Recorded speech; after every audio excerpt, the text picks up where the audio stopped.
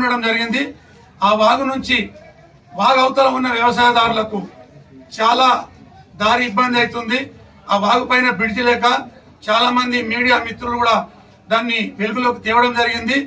ఈ ప్రజాప్రభుత్వంలో మా జగ్గారెడ్డి గారి ఆధ్వర్యంలో, నిర్మలా జయప్రకాష్ రెడ్డి ఆధ్వర్యంలో ఆ వాగు పైన వంతెన ఖచ్చితంగా 2 సంవత్సరాల లోపు ఏర్పాటు చేస్తామని ఈ గ్రామ ప్రజలకు వాగ్దానం చేయడం జరుగుతుంది.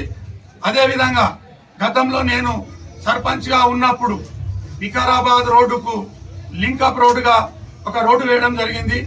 నేను సర్పంచ్గా ఉన్నప్పుడు ఎంతైతే రోడ్డు వేసినామో ఆ రోడ్డు ఈ 10 సంవత్సరాల్లో అంతకే ఉంది. మేము కమ్మలపల్లి గ్రామ సర్పంచ్గా భారతమ్మను గెలిపించుకున్న తర్వాత వికారాబాద్ రోడ్డు వరకు ఆ రోడ్డును పూర్తి చేయడం జరుగుతుందని వాగ్దానం చేయడం జరుగుతుంది. మరియు మా గ్రామ పంచాయతీలోని యువకులకు ఈ పక్కన ఉన్న ఫ్యాక్టరీలు కానీ మరి టీజీఐఐసి చైర్మన్ గా ఉన్నటువంటి నిర్మలా జగ్గారెడ్డి గారి ఆధ్వర్యంలో, జయప్రకాష్ రెడ్డి గారి ఆధ్వర్యంలో మరి అనేక కంపెనీల్లో మరి మొన్ననే టీజీఐఐసి చైర్మన్ గారు నిర్మలా జగ్గారెడ్డి గారు ఆరూరులో 180 ఎకరాల భూమిని టీజీఐసి ఇండస్ట్రీ డెవలప్మెంట్ కింద తీసుకోవడం జరిగింది. ఆ గ్రామంలోని ఫ్యాక్టరీలో ఆ గ్రామంతో పాటు మా గ్రామ యువకులు, చుట్టుపక్క మండలంలోని అన్ని యువకులకు ఉద్యోగ సౌకర్యం కల్పిస్తామని చెప్పడం. మా గ్రామంలో భారతం జరుగుతుంది. 8 మంది వార్డు సభ్యులు పోటీ చేయడం జరుగుతుంది.